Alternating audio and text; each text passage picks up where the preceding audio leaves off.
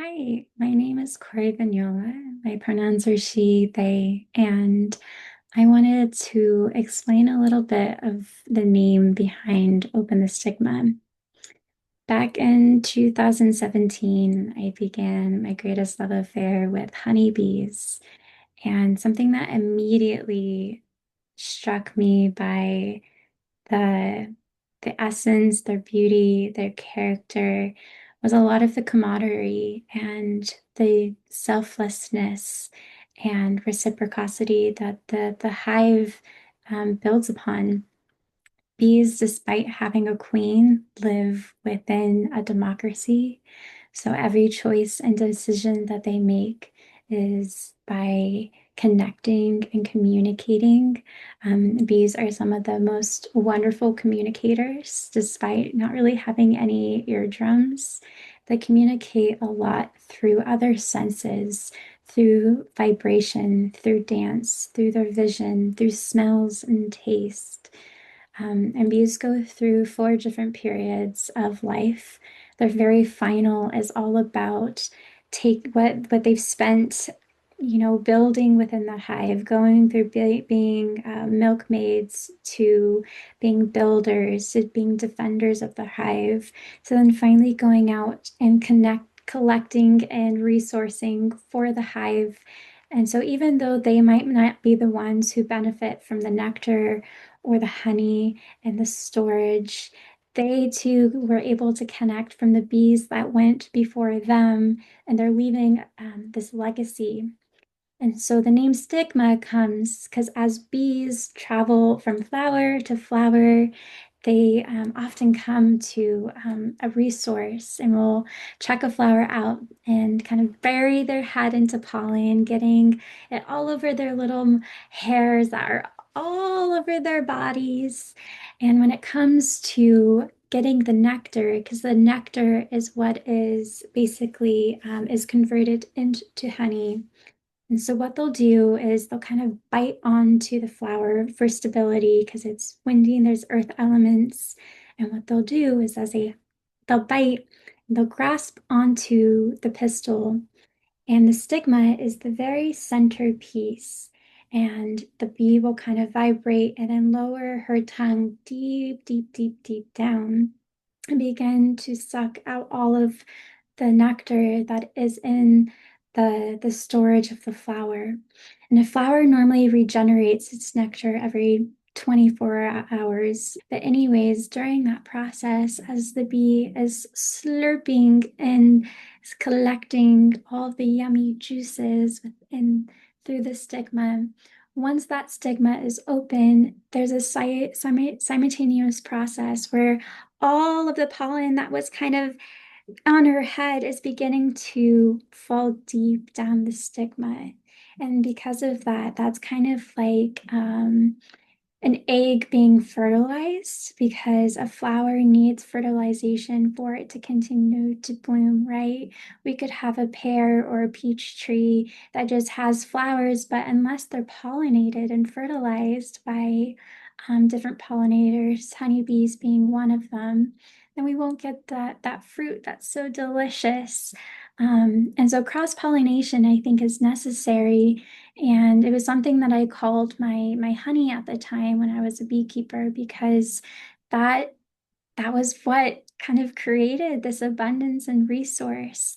And so the bees, they have different crop stomachs, and so it begins to kind of get processed. And when she goes to the hive, she begins to kind of regurgitate it or vomit or kind of kiss her sister. And then through the evaporation process within then the hive, it kind of gets passed to one bee, to another bee, to another bee, to another bee until it gets to the honeybee cell. And then she'll kind of flap her wings and dehydrate all the extra water and resources. And there's more chemicals that happen, but essentially that is how honey is made.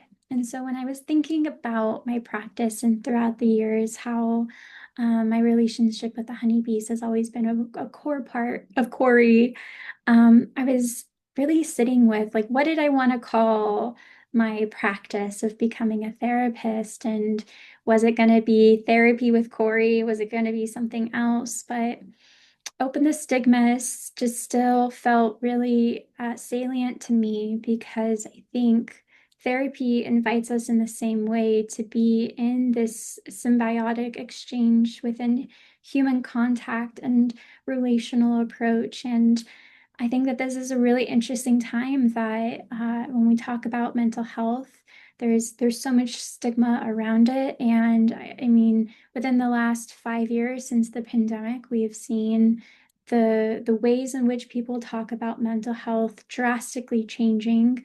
We all live and continue to live under a pandemic. We all continue to live within the patriarchy, within capitalism, within all the isms, ableism that you can think of. And so we're all harmed and living in trauma. And so I think that to me the solution is how can we be like the bees? How can we kind of open ourselves up to this point of vitality in creation of there is you, there is me, and there is also a we. And from that, how can we take and not just take, but also give and see how that creates a rippling effect.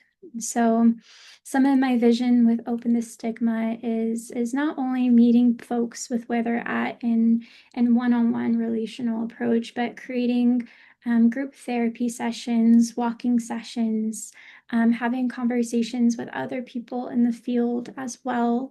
And I think that there's so much more that can come to what Open the Stigma can mean, not only for me, but I hope for you as well. And and working as like a hive mind, because I think that there's so much there to learn. And I know that the honeybees are my teachers, just as my clients. As a clinician, I don't try to sit in a positionality of being an expert, of trying to dissect my clients. A lot of my work is in integration and really embracing the wholeness of my clients and really getting to know all of their parts, right? Just like the bees, there's many different roles. And I think that in ourselves, there's many, many parts of us that might be protectors, defenders, builders, creators.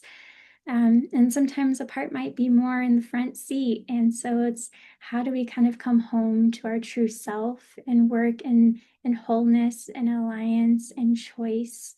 Um, and as a Gestalt-based practitioner, really that's the foundation of my hive is working with choice, working with agency, with being in the here and now. Yes, what happened in our past is fundamental to who we are, but more so is like, how is that affecting you here? How can we be in the present? And when we're in that present state of awareness, that is the key point of how we can create change. Change happens when we try not to become what is, but when we accept of like who we are. So Open the Stigma is just the opening to who we are, and within that, seeing ourselves and having choice to who we want to be.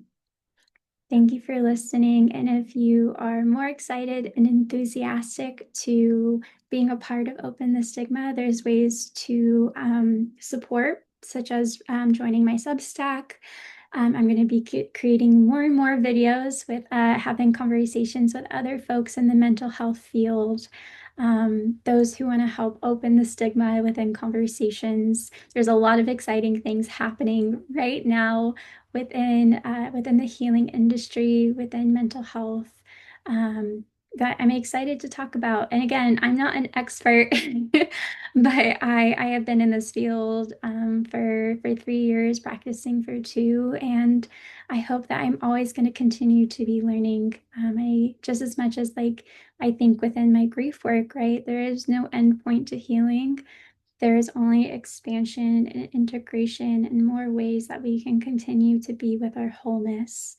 So, with that, thank you for listening and having curiosity to knowing what is Open the Stigma and what Open the Stigma can mean for you as well. Thank you.